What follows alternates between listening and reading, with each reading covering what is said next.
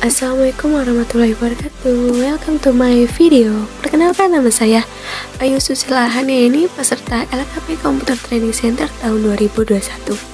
Untuk memenuhi tugas saya, di video kali ini saya akan memberikan tutorial atau langkah-langkah untuk merakit PC. Sebelum mulai merakit komputer, maka persiapkan dulu komponen-komponennya seperti casing, power supply, motherboard, prosesor, heatsink dan kipasnya, memori, kartu grafis atau VGA atau AGP, hard disk, CD-ROM, DVD-ROM, floppy disk drive, monitor, speaker, keyboard, dan mouse.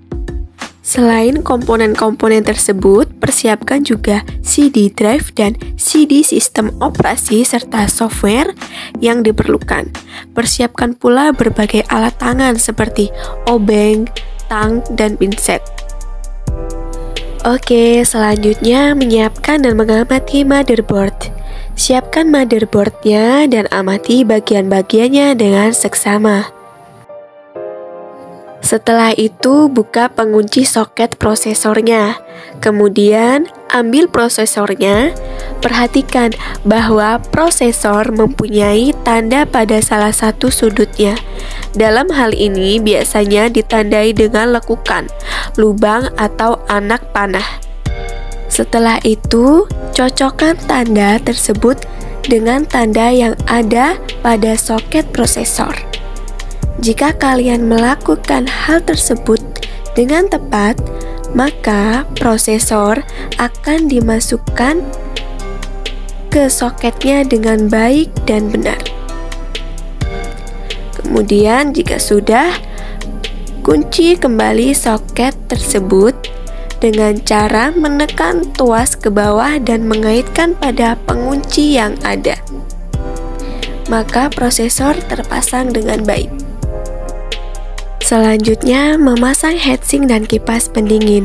Heatsink dan kipas biasanya sudah dirangkai menjadi satu, sehingga kita hanya tinggal memasangnya, dan untuk memasangnya sangatlah mudah.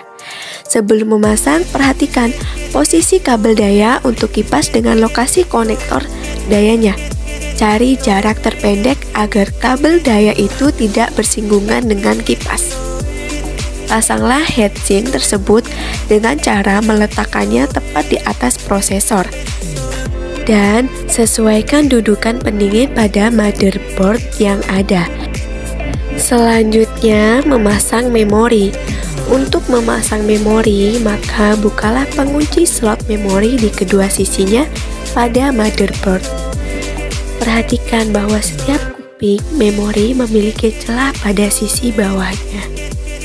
Cocokkan celah ini dengan slot memori. Jika kalian memaksa memasang memori dengan arah yang salah, maka dapat merusak memori atau bahkan motherboardnya. Tekan keping memori pada kedua sisinya sehingga terdengar bunyi klik dan penguncinya akan menutup dengan sendirinya.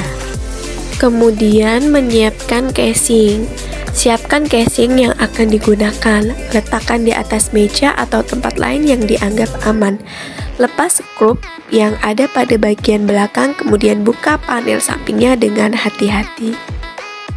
Kemudian cara memasang motherboard. Siapkan skrup-skrup yang digunakan dan obeng. Kemudian pasang motherboard kalian dengan baik dan benar pada dudukan yang tersedia. Kuatkan dan putar searah dengan jarum jam semua skrup yang digunakan untuk motherboard tersebut dengan baik dan benar.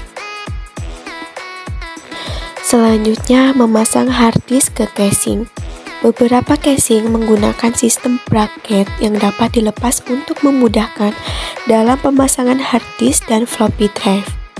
Pilihlah skrup yang sesuai, jangan sampai terlalu besar atau terlalu panjang. Kemudian, pasang skrup tersebut pada dudukan hard disk dengan baik dan benar. Selanjutnya, memasang CD atau DVD drive.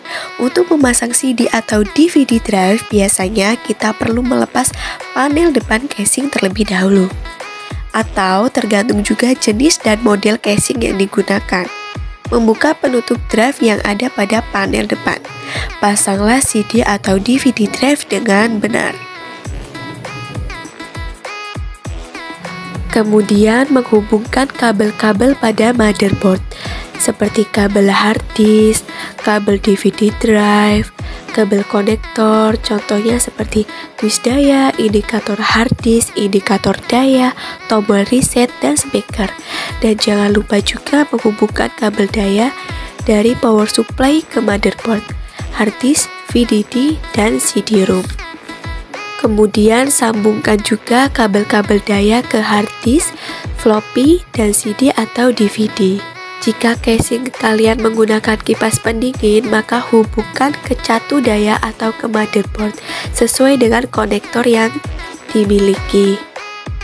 Jika sudah selesai menghubungkan kabel-kabel ke motherboard, selanjutnya adalah siapkan komponen-komponen bagian luar seperti monitor, keyboard, mouse, dan speaker.